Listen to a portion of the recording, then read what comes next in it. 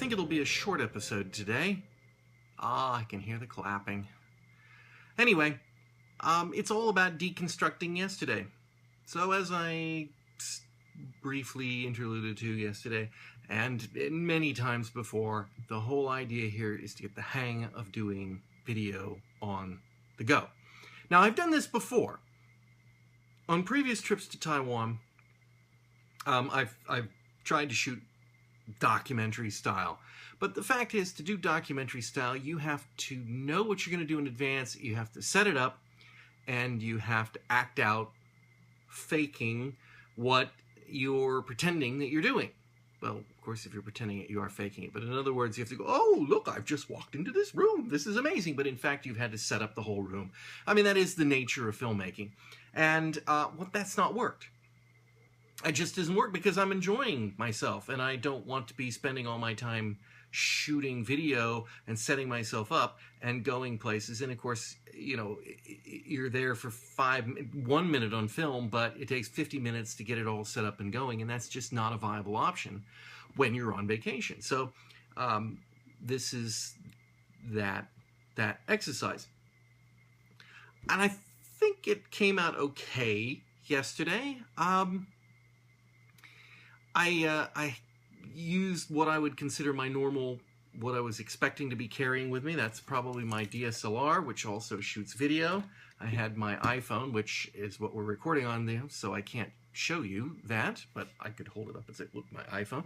And I was also using my wife's iPhone.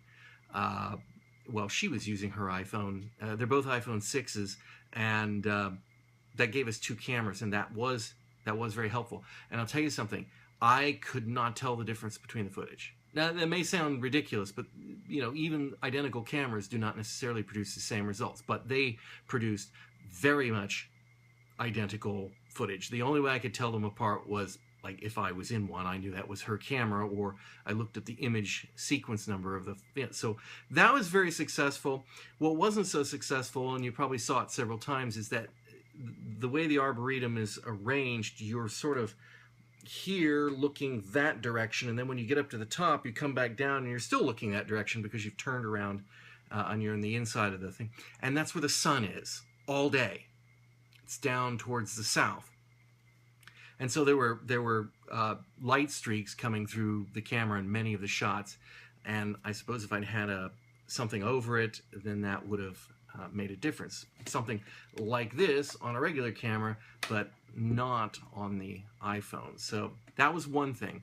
And the other thing, it was really a disappointment to me, was the DSLR. Now this DSLR, this Canon, I don't know, T3i I think it is. Yeah, T3i, takes beautiful pictures. And it also takes really, really beautiful video when you get it set up and you get it properly arranged, because it's, you know, full manual control, just like a DSLR. But it's more difficult to focus, and there's features that aren't available in that mode. And I tried to shoot some video with it on the go, but it was really tough. The only way you can focus it is through the viewfinder, not the viewfinder, through the back panel. It was too bright. I couldn't see it.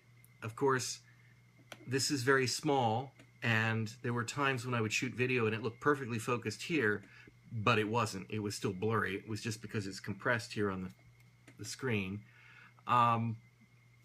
There was the shot with the duck on the barrel, and also the shot where the duck dove. Both of those shots were taken with this camera using the long lens, which is even harder to focus, but they were great shots when it was done with. So anyway, I was mostly, the frustration on that caught me very quickly in the morning, so I switched over almost entirely to the iPhone, except when I needed the long lens, and I concentrated on still photos, which I interspersed throughout the course of the video.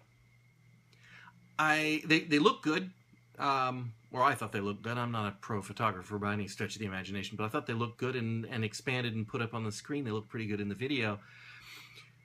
I chose a 4 second? I think I chose a 4 second duration for each one. That was too long. I used a very corny camera shutter effect from the special effects library. I think it was too loud, but it does tell you what you're doing. I mean, it's a convention we see a lot of times in shows, and so I thought I'd go with it. I don't know what else I would do to kind of get that frozen motion. Hey, I'm looking at a picture thing. You know, sometimes the cliches just have to be honored. But other than that, I thought it worked. I thought it worked pretty well. I tried to balance narration that I shot on site with some narration that I did after the fact. Try to string it into a bit more of a cohesive story, or to identify some things that were perhaps not clear. There's a whole lot more I could have told about the Arboretum, and you know, we were there for a couple of hours, so I mean, there's a lot more footage too. But I think you got the impression of what it's like. It's a really nice place to go. A little bit warm yesterday. It was in the 93 Fahrenheit in Superior.